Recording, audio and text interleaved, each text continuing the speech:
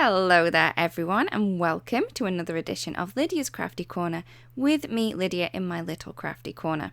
So today I am going to be sharing with you this card, and it uses one of my favourite techniques, which is pencil colouring on some dark cardstock. I know I've shown this before, but I really do love this, and this stamp set just screamed out that it needed some pencil colouring. So this is the pen sketched flowers, and it is such a beautiful, beautiful stamp set, and I've only used one of the images from here. So I'm going to be stamping onto some navy cardstock. This is 4 1/4 by 5 1/2, and what I'm doing is I'm popping my little image in so I can stamp it, then rotate my cardstock and then stamp it again. So that's why I've placed it in this position here. I'm using some enchanted gold to stamp it into place, but I will be going over this later on. So this is just kind of the base for our colouring. You could use a different ink if you wanted to, but I found that this worked really well because it showed up really quite well on the cardstock.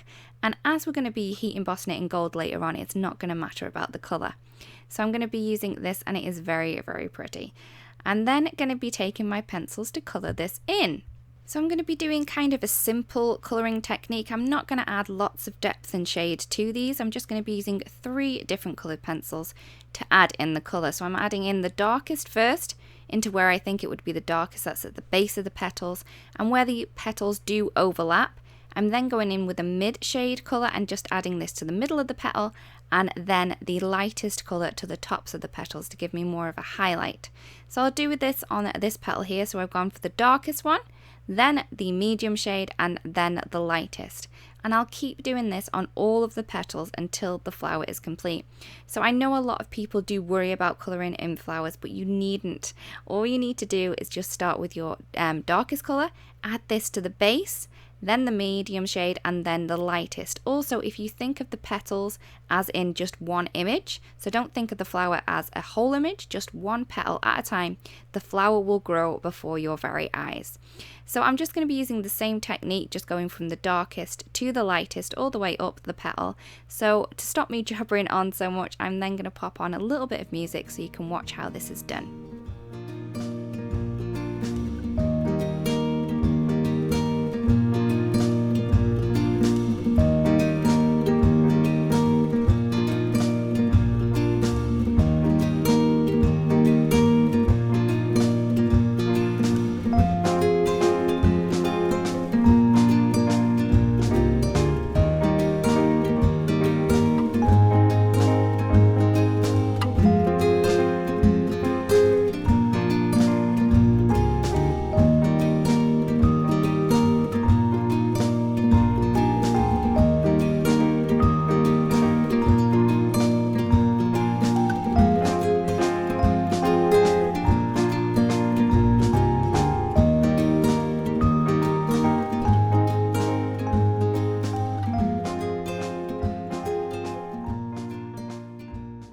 So once I have finished with this little flower branch, all I'm going to do then is colour the other one in exactly the same way. So once both of the branch flowers have been coloured, I'm then going to move on to the stems. Exactly the same thing as before. I'm using 3 different shades of one colour, so 3 different greens. I'm just adding the darkest into the base of where the stem comes out of the other flowers, or the flower itself, and then add the medium shade and then the lightest shade as well. So as there is not many stems on this image, it doesn't take too long to do. So again, I'm just adding in those 3 little shades. You don't even have to add them if you don't want to. Just 1 green would probably suffice. So once I have done it and completely covered it, I'm then going to add some embossing. So to do this, I am going to add a little bit of anti-static powder first.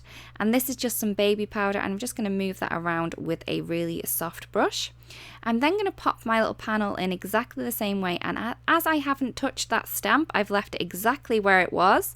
I'm then just going to ink this image up, and it's going to stamp directly on top of the one that we've already done, which is really, really clever. This is a great use for the Misty.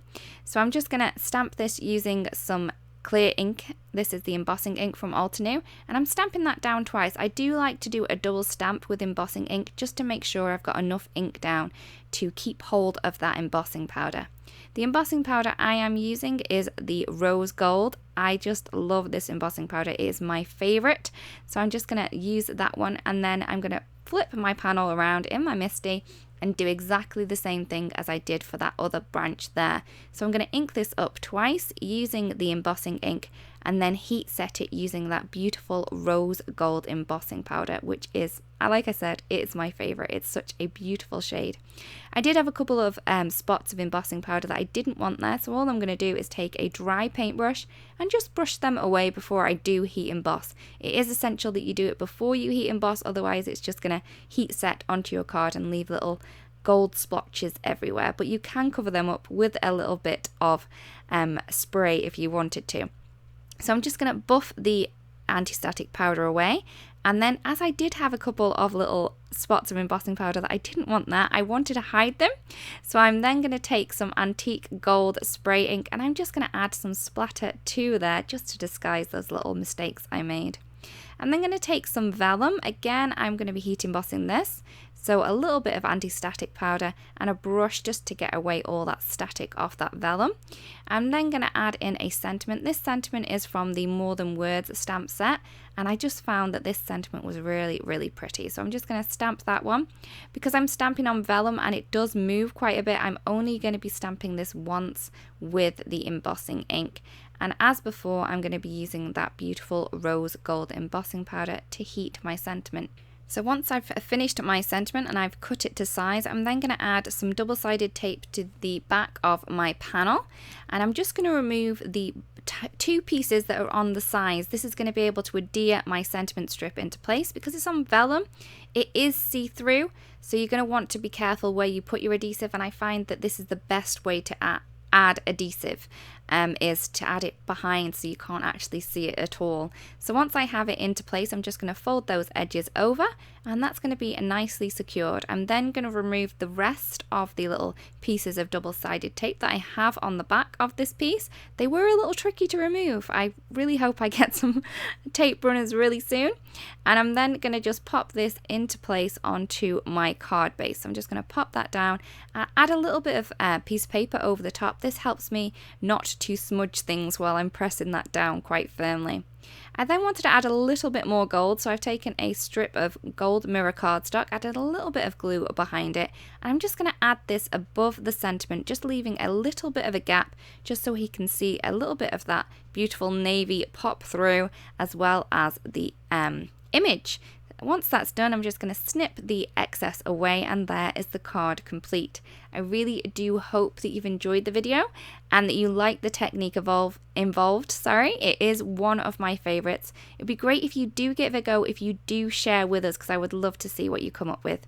Thank you so much for watching, everyone. If you do want to watch any more videos, there's a couple more here that you can watch at your own leisure.